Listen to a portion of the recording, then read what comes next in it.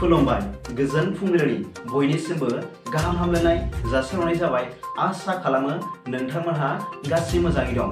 बे समाव आं नोंथांमोननि सिगाङाव फुंबिलिनि मोननैसो खौरां लाना फैलायबाय। अन्नानै भिडिअखौ स्किप खालामाजासे जोबजासिम नायलांदो। दिनैनि फुंबिलिनि मोननैसो खौरांफोरा जाबाय। गिबि रादाबाव दं।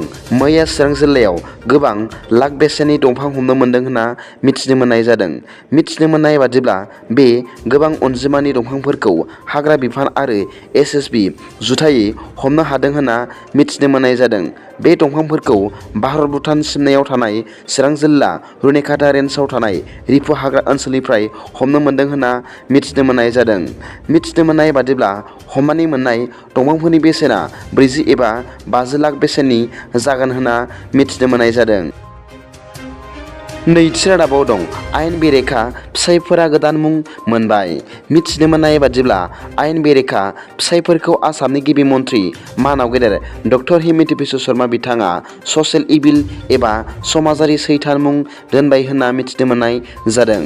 मिथिनो मोननाय बादिब्ला एबाराव आयेन बेरेखा फिसायफोरखौ आसामनि बाहेरा हादरसाफ्राव थायोब्लाबो हमनानै लायसिगोन होनना मिथिनो मोननाय जादों।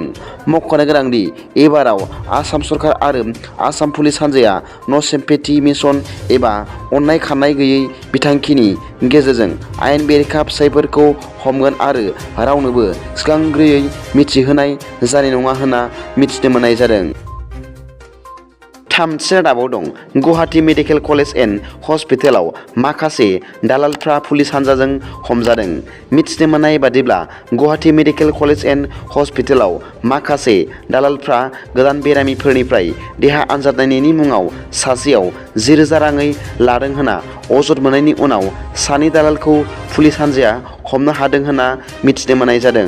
हमजानाय दालालफोरनि मुंफोरा जादों फारियै नबद्वीप आरो बाणीकान्त दास होनना मिथिनो मोननाय जादों।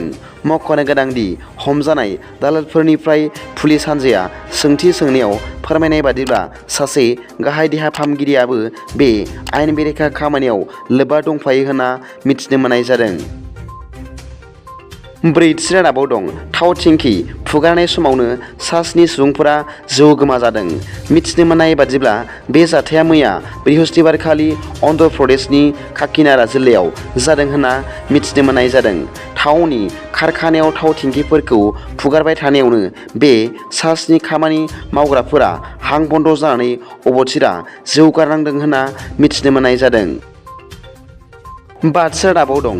दिनै 10 फेब्रुवारि थामहिनबा BTC एकर्डनि सान।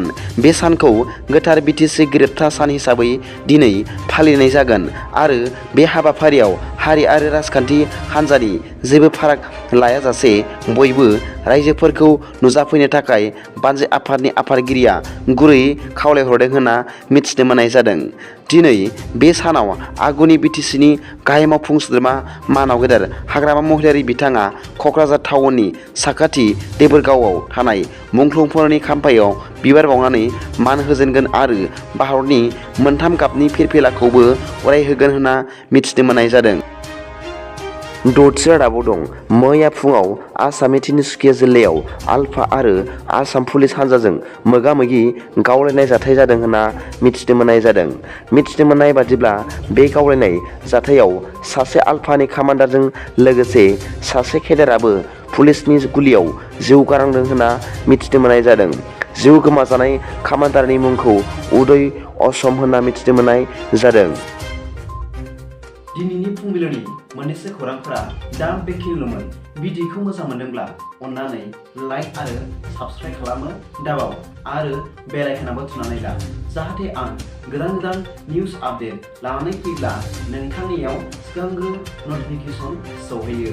दा बेलासिनि रादाबाव नोंथांमोनखौ आंनि चेनेलाव गोसो गोथारै बरायहरनाय जाबाय। गोजोन्थों। एसेनोसै। जय बर' हारिनि जय।